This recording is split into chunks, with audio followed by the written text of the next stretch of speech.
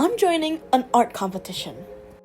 Yes, your average artist joined an art competition. Well, let's see how it goes. The competition is only 3 hours, and before that I have to find reference and prepare my color palette, brushes, etc., and the program that I use. So right now we are gathering some references about the character I will draw, which is CL Phantom Hive.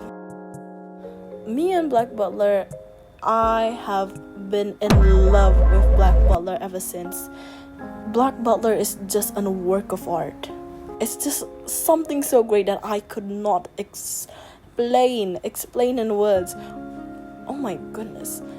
Is it just me, or every time I have a mention of British people, I decided to speak in a British accent as well? I swear, it's contagious! Big thanks to TG Koi, because I am heavily inspired about their art and the way they have amazing compositions and storytelling in their artwork. Please check them out, they're amazing. When we're talking about composition, I think people really underestimate or undermine how important compositions truly are, because it really helps with storytelling and how to make your artwork even more dynamic. And this is what I've settled with. Okay, after everything is prepared, we can start our practice round. So you might ask, what is a practice round for? So from previous competitions, I've always had a practice round, and it's really helpful because one, you'll know what you're going to draw and how much time you need to draw that certain subject for the competition. The practice sheet also can be used as a reference sheet, and this is really helpful. Even if the contestants doesn't allow you have a reference sheet, at least you know what the end results will look like of your art piece later on, and you won't be like headless chicken running around when you're so confused and don't know what to do for the next step. Okay, so feelings are a bit more complicated, and I didn't really want to do this. I didn't really want to talk about feelings since everyone has it and it's really different from each other's perspective. But when I think about it again, it's something really important. A lot of beginner and average artists have a thought of being better than they actually are, so it's like a sort of Mandela effect that we all feel. And when we actually follow on with the competition, we have a lot of expectations for ourselves.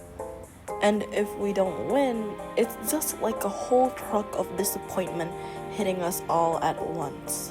And feeling that disappointment is actually really valid for a lot of people as well. And you might feel a bit jealous of others since your art seems so good but their art won instead. Sportsmanship is a key in every competition, but you're also allowed to feel jealous. You are allowed to feel that. That is completely valid, as I've lost plenty of competitions and knowing the feeling all too well. But you also need to keep in mind that they are their own human being and they also work really hard to get into this position. No one is ever born talented. It's all practice and the efforts that you've put into the art piece. But there is healthy jealousy. Though you might not be able to feel it, but just think of it like this. They are such great, it must have a reason. And you can feel jealous of them. And that means it's a sign for you. It's a sign for you to improve, to be better. And that is a mentality you should have before you actually join the competition. I guarantee you, if you have this way of thinking, you'll definitely be able to join the competition a little bit more nervous and join in for the fun. Also invite your friends or family, because I always do. I always invite my friends and family into competitions, normally local competitions, and we have fun while we're in there. These competitions can be for adding more experience as well, more bravery, and it's just really fun to do when you don't think about winning all the time. So I suggest you try it just once to feel how it's like. Don't be pressured and just have fun. Okay, so sadly and not that surprisingly actually, I don't have any clips from the competition because I don't think I can focus on a competition while I also record a video. Hopefully that's fine, but I'll show you guys the results instead. Okay, so we first have both of them, the practice round and the real round of the competition as a comparison. You can see how much of a difference they are. I definitely like the competition one more. Moving on with the next topic. When you join an art competition that has a time limit, like 3 hours or 4 hours, not in a week, it's really important to have time management and to prepare segments for your art. As an example, it would be like, for the first 30 minutes, you should focus on sketches and line art before you move on to coloring. That would take maybe around an hour or even more. Then you'd go to rendering, which is probably the longest one that you have to do in my case of scenario. So you'd make these segments and checkpoints before you even start the competition. So you'd understand what you should do and how fast you should do it.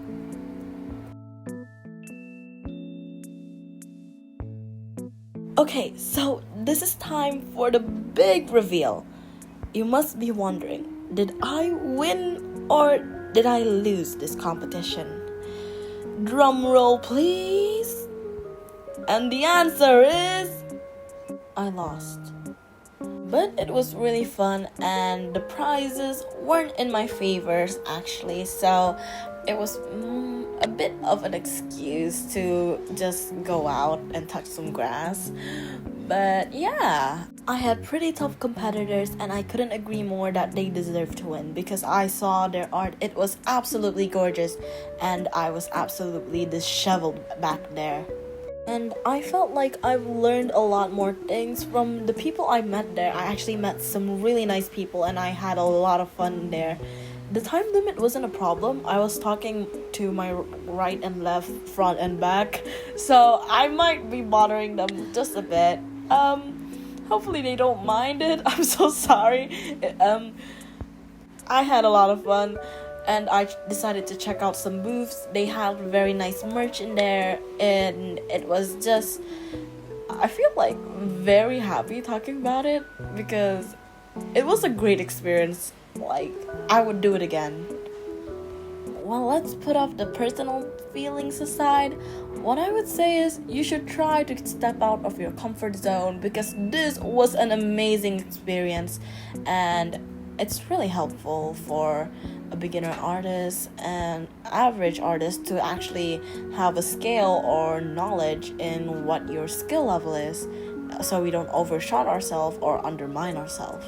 Putting yourself in a time limit and you have to think fast makes you understand your thought process and how you actually do stuff in line work, composition, and etc. even better because you don't have time to think like every stroke carefully, and it's just really refreshing once in a while to step out of the regular cycle. Sadly, the video is going to end soon, but I really want to thank you all. I'm so flabbergasted when I saw it. I'm so thankful for 44 subscribers currently, I think, and I am just really happy that you guys really enjoyed my videos. I will do my best and try to work as hard as I can to keep popping out these videos so you guys can get entertained. And once again, thank you so much for all the support and love you guys said to me. And this is Nirvendas out. Thank you.